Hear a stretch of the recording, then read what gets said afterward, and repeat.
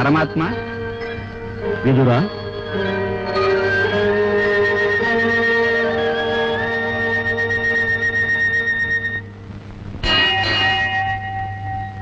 அதோ கிருஷ்ணன்.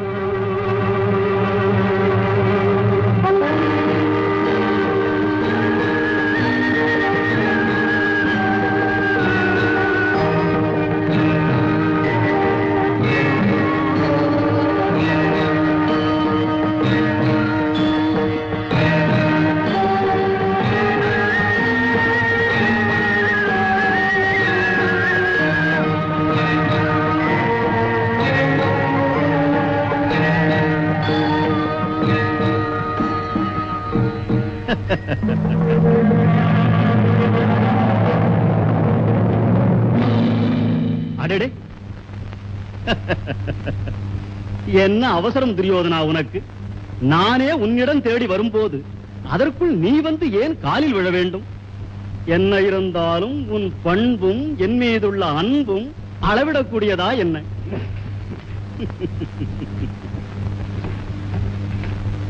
வாசுதேவா, வருக வருக. சபையின் சார்பாக என் வணக்கம் ஏற்க. எல்லோருக்கும் வணக்கம். மாமா நலமா? நலம்தான். ஓ, சகுனி மாமா சௌக்கியமா?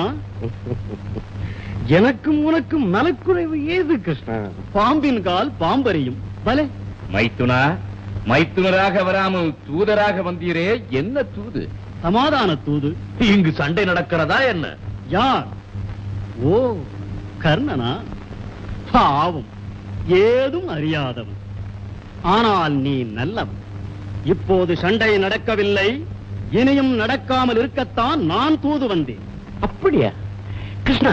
ஒரு சிறு சந்தேகம். சண்டையிட விரும்புவது யார்? பாண்டவர்கள் சண்டையிட விரும்ப மாட்டார்கள். அர்ஜுனன் இருக்கும் போதுமா? அவன் அண்ணன் பீமனும் இருக்கிறான். என்றாலும் தலைவன் ஒரு தருமன்.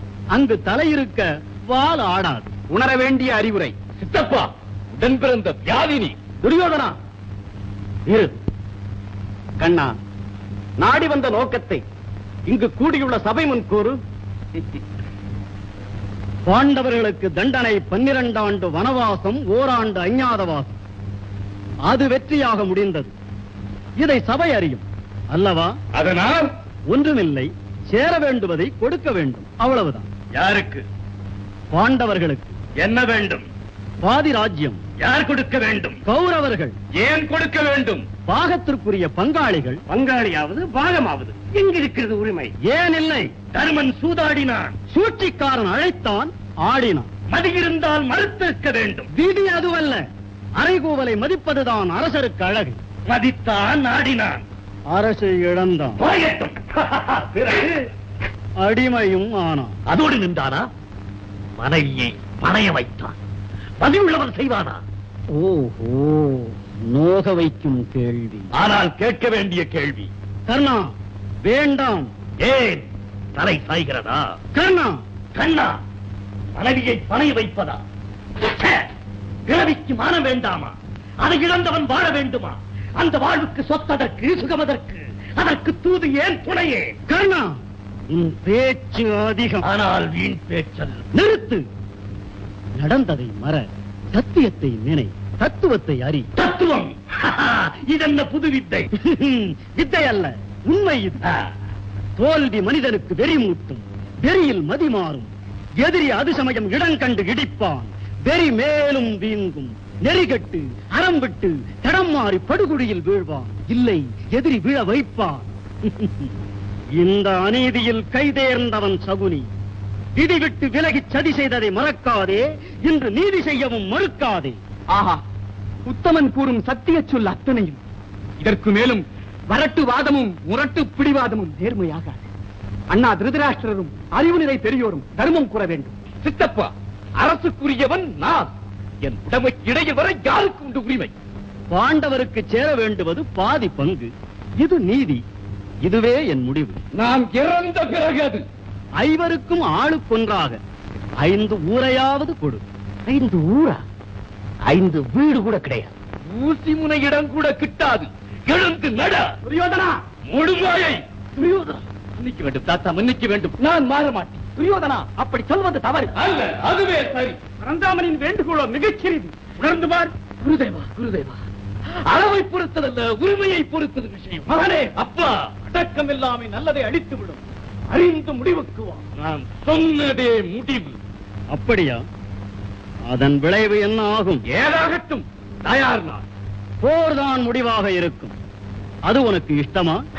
என் இஷ்டமே அதுதான். அப்போதுதான் அவர்கள் அழிவார்கள். இப்போதே எப்படி முடிவு கூறுவது? யாராலும் முடியாது. இந்த சிரிப்பு எமது முடிவை குறிப்பதா? உனக்கு புரியும், எனக்கு என்ன தெரியும்? நான் வரட்டுமா? பசியாரி போகலாமே. உன் தம்பி விதுரர் குடிசையில் உண்டது இன்னும் குறையவில்லை. பக்தியோடு பரிமாறிய உணவல்லவா? ஐயோ பாவம், என் மீதுள்ள வெறுப்பை அவர் மீது காட்டிவிடாதே. அவர் நல்லவர். யாருக்கு நல்லவர்? பாண்டவர்களுக்கு, உனக்கு. நான் நல்லவருக்கு நல்லவனடா. காட்டிக் கொடுப்பது உமது தொழில். அது உமது குற்றம் அல்ல, பிறவி குணம். சிறுவா, மிரட்டாதி. எம்மோடு இருந்தும் எதிரியின் தூதனாக வந்தவருக்கு விருந்து வைத்தீர், எம்மை கட்டவன் என்று. ஒன்றாக பிறந்த சித்தப்பன் என்றால் இந்த புத்தி வருமா? தாத்தாவின் தாசி வைத்து பிள்ளை நீ. உமக்கு பிறவி புத்தி போய்விடுமா? என்ன சொன்னார்? என் இதயத்தை இந்தியால் குலைத்திருந்தால் கூட பொறுத்திருப்பேன். என்னை பெற்றவரை இழிவாக பேசினாய். ஐயோ, அம்மா, நான் என்ன செய்வேன்? அதை கேட்டு உன் மீது இறக்கத்தோடு இருக்கிறேன். என்ன செய்ய? துரியோதனா, நீ பேசுவதெல்லாம் தவறு. அவர் வில் உலகை அழிக்கும். பரந்தாமா, நல்ல சமயத்தில் ஞாபகப்படுத்தினேன். என் வில் உலகை அழிக்கும். அது இந்த மூர்க்கனுக்கு உதவக்கூடாது.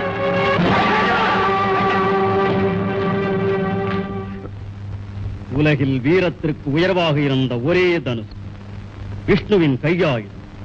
அது முறிந்தது. நல்ல வீரமும் இருண்டது. துரியோதனா, இது சமயமா உனக்கு இப்பெரு நஷ்டம் வர வேண்டும்? என் உயிர் நண்பன் கர்ணன் எனக்கு உண்டு. அவனிலும் உயர்ந்தவராயும். அவசரப்படாது. கர்ணன் வீரத்தை நான் கண்டதில்லை, கேட்டதும். ஆனால் இதுவரை எத்தனையோ களம் கண்டவர் பீஷ்மர் தான். யுத்தத்தழும்பேறிய தாத்தா. அவர் துணை இருப்பதுதான் உனக்கு ஒரு பெரும் ஆறுதல்.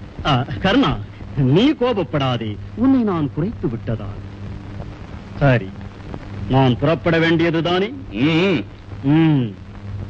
மறு யோசனை செய்தாவது எனக்கு வேறு நல்ல பதில் தர முடியுமா?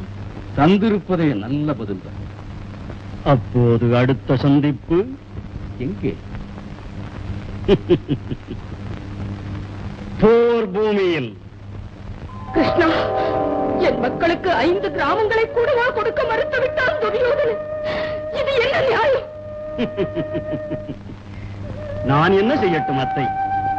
நீதியை சொன்னேன், தர்மத்தை சொன்னேன். ஆனால் ஊசி முனை இடமும் தர முடியாது என்று சொல்லிவிட்டார்கள். சரி, இனிமேல் என்ன முடிவு? உன் மக்கள், உன் சொத்து. முடிவு செய்ய வேண்டியது நீ. கிருஷ்ணா, நீ திருடன், என்னை சோதிக்கிறாய். ஆத்திரம் வந்தால் எல்லோரும் என்னை திட்டிவிட வேண்டும், அவ்வளவுதானே?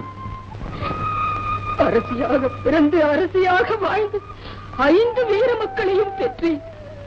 அதன் பலன் வயிற்று சோற்றுக்கு பிறர் வீட்டில் வாழ்கிறேன்.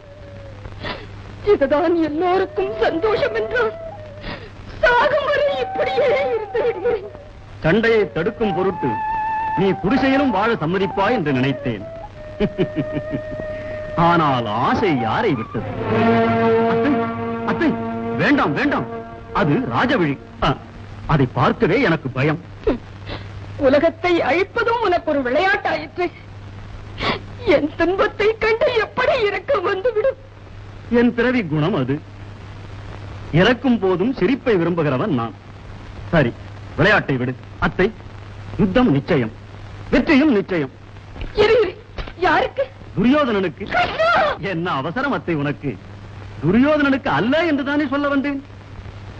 கண்ணா, துன்பம் ஏற்கனவே என் உள்ளத்தை அரித்து விட்டது. இனியும் விஷமமாக எதையாவது பேசியோ செய்தோ என்னை உயிரோடு கொன்று விடாது. இப்போது வெற்றியெல்லாம் உன் கையில் தான் இருக்கிறது. மீண்டும் விளையாட்டா கிருஷ்ணா? இல்லை அத்தை, இனி எல்லாமே விஷயம்தான். முதலில் இப்போது நீ ஒரு உண்மையை சொல்ல வேண்டும். அத்தை, சிறு வயதில் உனக்கு ஒரு மகன் பிறந்து அதை நீ ஆற்றிலே எரிந்து விட்டது உண்மையா? கண்ணா, உன் தகப்பனுக்கும் இது தெரியாது. உனக்கு எப்படி தெரிந்தது? என் தோழி ஒருத்திக்குத்தான் தெரியும். அவளும் இறந்து விட்டாளே. பாவ காரியங்கள் என்றும் மறைந்து விடாது அத்தை. அது எப்படியோ வெளிவந்துவிடும். கண்ணா, என்னை மன்னித்து விடு. அத்தை, உலகம் அறிந்தவன் நீ. நான் செய்த அந்த அநீதிக்காக இதுவரை பட்ட துன்பம் போதும். அப்பா, என்னை காப்பாற்று. அத்தை, உன் முதல் மகன் உயிரோடு தான் இருக்கிறான். என்ன? என் மகன் உயிரோடு இருக்கிறானா? யார்? கிருஷ்ணா, சொல்லு சீக்கிரம். உன் மகன்தான் உன் எதிரி. அர்ஜுனனை அழிக்க பிறந்ததாக முழக்கமிடுகிறானே, அவன்தான் அவன், கர்ணன். கர்ணன் என் மகனா?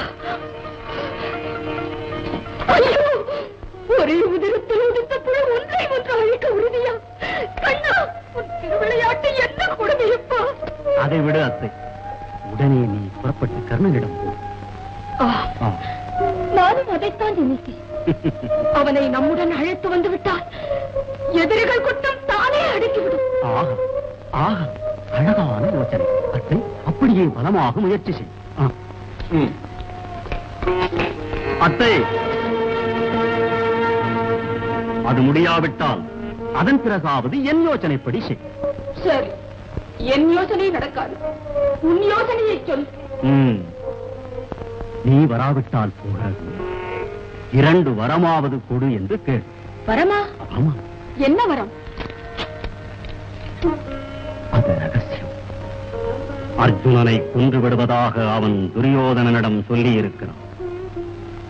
அர்ஜுனனை அழிக்க வல்லது கர்ணனிடம் உள்ள நாகாஸ்திரம் ஒன்றுதான். அதை ஒரு முறைக்கு மேல் விடக்கூடாதென உன் வரத்தை கேட்டுவிடும். அது முதல் தடவையே அர்ஜுனனை கொன்று விடாதா? ஆமாம், கொன்றுவிடும். என்ன அத்தை, நான் தான் கூடவே இருக்க போகிறேனே. எதையாவது செய்து சமாளிக்க பார்க்கிறேன். அதற்குள் நீ பயப்பட்டு விடாது. சரி, 2வது வரம்.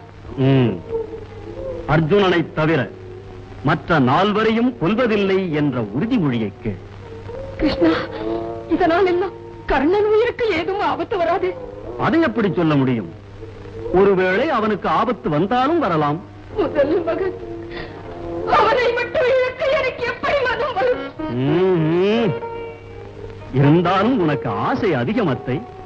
மற்றவர்கள் எல்லாம் அழிய வேண்டும், உன் மக்கள் மட்டும் எல்லோரும் அப்படியே இருக்க வேண்டும். அதுதானே? மனித பிறவியப்போ மாயை விடுமா? அத்தை, அத்தை, நீ ஒரு உண்மையை உணர வேண்டும். வல்லவனாக ஒருவன் பிறக்கலாம், ஆனால் வளர்ப்பால் தான் அவன் நல்லவனாகவும் ஆக முடியும். பழிக்கு பயந்து கர்ணனை நீ இழந்து விட்டாய். அவனும் தீயவரோடு சேர்ந்து விட்டான். தீமைகளை ஒழிக்க புறப்படும் போது ஒருவனை மட்டும் ஒதுக்கிவிடு என்று கேட்பது சரியா? கிருஷ்ணா, தர்மம் தெரிந்த உன்னிடம் நான் வாதிக்க முடியுமா? இருந்தாலும் பெற்ற வயிறு கேட்கிறதா? நான் என்ன செய்யட்டும்? அத்தை, ஊரறிய உன்னோடு வாழாத மகன் கை தவறி போன எப்படியோ தப்பி பிழைத்து வந்து சேர்ந்தால் சேரட்டும். அப்படி மனத்தை தேற்றிக் என்னை போல் ஒரு பாவி கர்ணன் தாயாக பெற்றதற்கு அவனுக்கு என்னென்ன அவமானமோ அவதியோ யார் கட்டார்கள்? அத்தை, அத்தை, புறப்படு. தம்பியா, வா வா, இப்படி உட்கார். அடடே, உனக்கு 100 வயது. நீ நல்லவன் என்று இப்போதுதான் நான் சொல்லிக் கொண்டிருந்தேன். அதில் என்ன சந்தேகம்? சகாதேவா, உன்னோடு தனிமையில் சிறிது பேச வேண்டும். பாருங்க.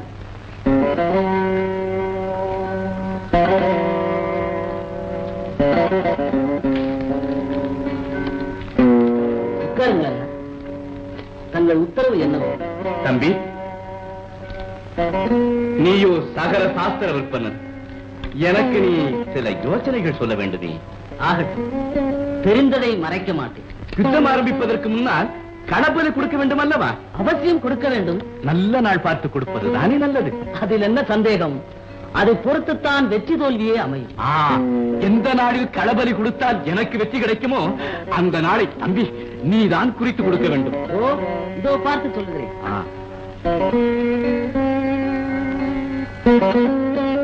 அமாவாசை என்று பலி கொடுத்து சண்டையை துவக்கினால் தங்களுக்கு வெற்றி நிச்சயம். இது நிச்சயம் தான். சாஸ்திரம் பொய்யாது. நான் வருகிறேன்.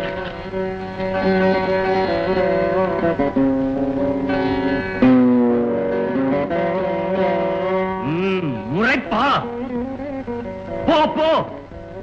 ஏனப்பா சகாதேவா, அண்ணன் என்ன சொல்லி போகிறான்? சமாதானம் தானே? சமாதானமா? அவர் ஜாதகத்திலே அது கிடையாது. சரி, வேறு என்ன ரகசியம் பேச வந்தான்? ரகசியம் ஒன்றுமில்லை. களபலி கொடுக்க நல்ல நாள் குறித்து தர சொன்னார். எதிரியிடம் வந்தா இதை கேட்பது மடையன். பீமா, இவன் முடியாது என்று சொல்லி இருப்பான். அதனால் தான் அப்படி முறைப்பாக போகிறான். இல்லையே, அவர் கேட்டபடி நான் நாள் குறித்து சொல்லிவிட்டேனே. நீ மடையன். அண்ணா, சாஸ்திர தர்மம் அது. நான் எப்படி மாறுபட்டு நடக்க முடியும்? சரி, நீ குறித்து சொன்ன நாள் எது? அமாவாசை என்று பலி கொடுக்க சொன்னேன். பாழாக போனது போ. தர்மா, இனி சண்டை போட்டா முடிவு தெரிய வேண்டும். அந்த நாளில் பலி கொடுத்தால் துரியோதனனுக்குத்தான் வெற்றி கிடைக்கும். நீங்கள் எல்லோரும் மறுபடியும் கௌரவமாக வனவாசத்திற்கு புறப்பட்டு விடுங்கள். இது என்ன அநியாயம்? தாங்கள் தான் இதற்கு ஏதாவது மாற்று செய்து எங்களை காப்பாற்ற வேண்டும். இல்லாவிட்டால் என் விதி இன்றோடு முடிந்தது என்று முடிவு செய்து கொள்ளுங்கள். அம்மா,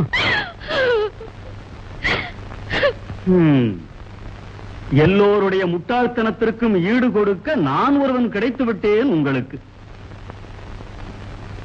சரி, மூளைக்கு வேலை கொடுத்து பார்க்கிறேன். ஏதாவது தோன்றினால் உங்கள் அதிர்ஷ்டம்.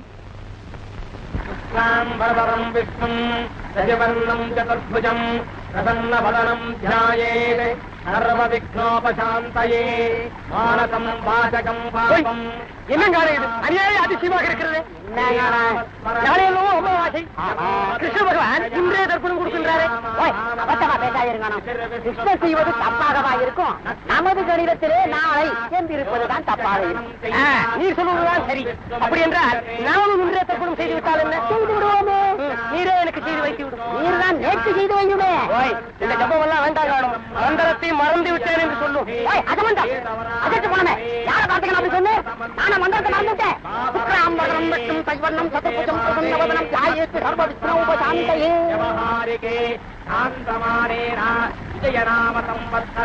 சூரிய பகவானே, நாளைதானே நாம் ஒன்றாக கூடும் நாள். அன்றுதானே அமாவாசை திதி ஆரம்பம். ஆமா, அப்படி இருக்க கிருஷ்ண பரமாத்மா இன்றே தர்ப்பணம் செய்கிறாரே, இது என்ன புது குழப்பம்? எனக்கும் அதுதான் புரியவில்லை. அவரை பார்த்து மற்றவர்களும் தவறு செய்து விடப் போகிறார்கள். பூலோகம் சென்று அவர் செய்வதை தடுக்கலாம். புறப்படும்.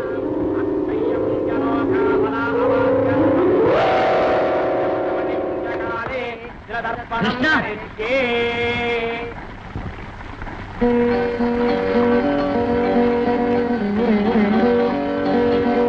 சூரியதேவா, சந்திரதேவா, தாங்களா? இது என்ன அநியாயம்?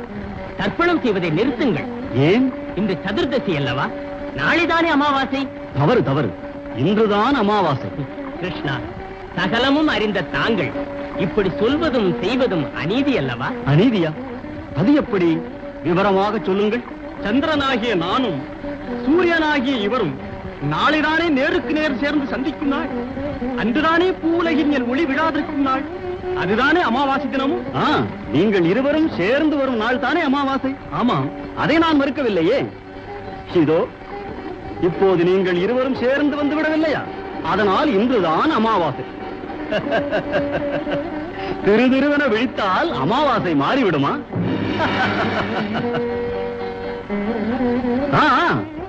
எல்லோரும் தர்ப்பணம் செய்யுங்கள்.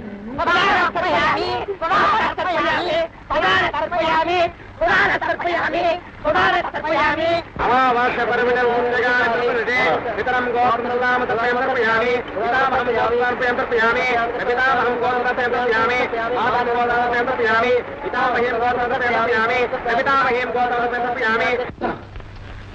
துரியோதனா, என்ன மாமா? பாண்டவர்கள் இன்றைய களப்பலி கொடுத்து விட்டதாக ஒற்றன் வந்து சொல்லுகிறானே. அமாவாசை இன்றா நாளையா? நாளைதான் மாமா அமாவாசை. சாஸ்திர வல்லுநன் சகாதேவன் வைத்த நாளிலே தப்பு இருக்குமா? பாண்டவர்களுக்கு புத்தி கெட்டு போய்விட்டது. இல்லாவிட்டால் இன்று பலி கொடுப்பார்களா?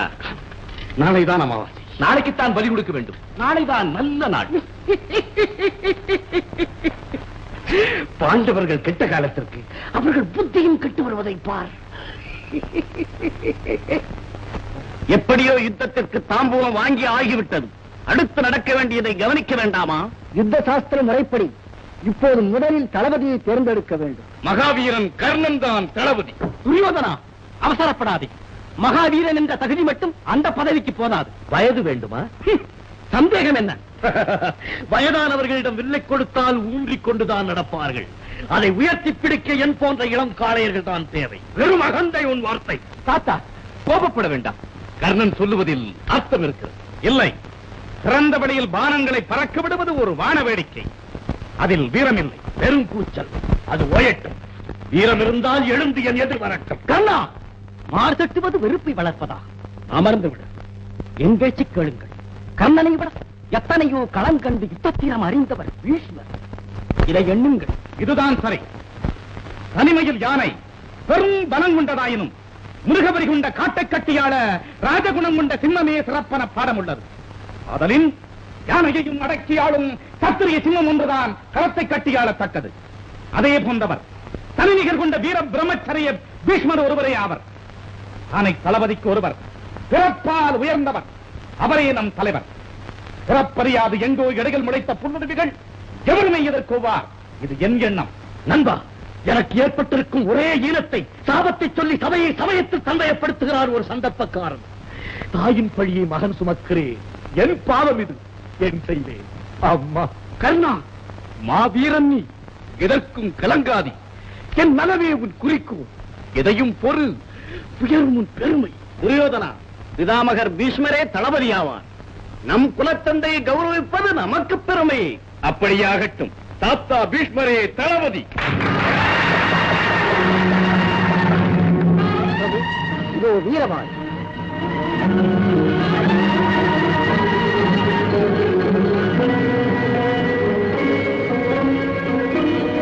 நன்றி, மிக நன்றி.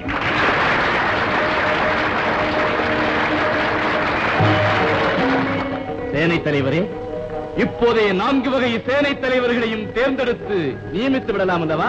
ஆம், இப்பொழுதே நியமித்து விடுகிறேன். மகாஜனங்களே, எந்தவித உதவியும் இன்றி தனித்து நின்று போராடும் திறம் பெற்ற பெரும் வீரனே அதிரதனாக கொள்ளப்படுவார். அதன்படி பீஷ்மராகிய நான், துரோணாச்சாரியார், அவர் மகன் மாவீரன் அஸ்வத்தாமன் ஆகிய நாங்கள் மூவருமே அதிரதர்களாகின்றோம். அடுத்து சல்லியன், பகதத்தன், பூரிஸ்ரவஸ் ஆகிய 3 பெரும் வீரர்களையும் ஒரு தேர் உதவி கொண்டு மட்டும் போர் புரியும் மகாரதர்களாக நியமிக்கிறேன். 100 பேர் துணை கொண்டு போர் புரியும் சமரதர்களாக கிருதவர்மன், கிருதலோச்சனன், கனகன் ஆகிய 3 நியமி. படைப்பகுதியில் பெரும் கூட்டத்தோடு கூட்டமாக நின்று போர் புரியும் அர்த்தரதனாக கர்ணனை நியமிக்கிறேன்.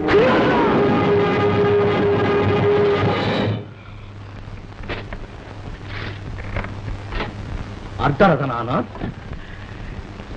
கூட்டத்தோடு கூட்டமாக நின்று போர் புரியும் கோழைகளில் ஒருவனானான்.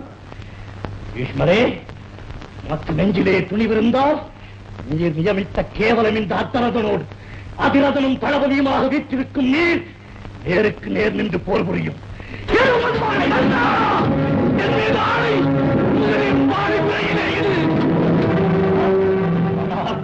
சொல்லுவதை கேள். வாரி முறையிலே கொடு. பீஷ்மரே, சுயநலம் காரணமாக பழிதீர்த்துக் கொள்ள எண்ணும் நீர் தலைமைக்கு அருகதையுடையவர் தானா? சத்தியம் உணர்ந்து சொல்லும். சத்தியம் எது என்பதை உணர எனக்குத்தான் தெரியும். அது பற்றி பேச உனக்கு அருகதை இல்லை. நரிக்கு நாட்டாண்மை கொடுத்தால் பொதுநலம் அழியும், தன் வயிறு நிறையும். அதுபோல் தலைவர் நீ. நரிக்குத்தான் காரியமாற்றும் திறமை உண்டு. கர்ணா, இன்று நான் உன் தலைவன். மரியாதையாக இட்டபடி செய்து பணிந்து கிட. அன்பு வலையல்ல, உன் இரும்பு வலைக்குள் நான் சிக்கிக் கொண்டேன்.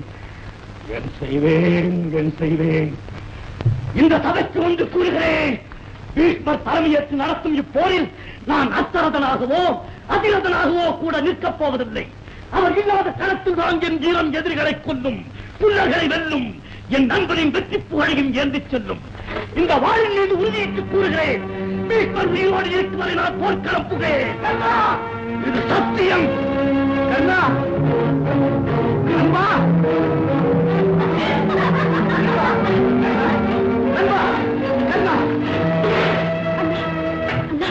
என்ன ஆயிற்று? அவரவர்கள் பாட அவர்களுக்கு இடையில் என் பாடு இடிபாடாகிறது. இது எவருக்கேன்னு புரிகிறதா? நண்பன் முழக்கமா? பேசாதே. நான் 4ஆம் அவருந்து அந்த கிழக்கு சிங்கம் என்னை ஒதுக்கிய போது வாயடைத்து நின்ற நீ அவைத் தலைவனா, தாழியிடத்தக்க அரசனா? என் உயிர் உனக்கு வேண்டும், ஆனால் என் மானம் இழிவுபட வேண்டும். இப்படி ஒரு நட்பா நமக்குள்? என்ன என் விதி? என் கடமையும் நன்றியும் என்னையே அழித்துக் கொள்வதற்கு தானா பயன்பட வேண்டும்.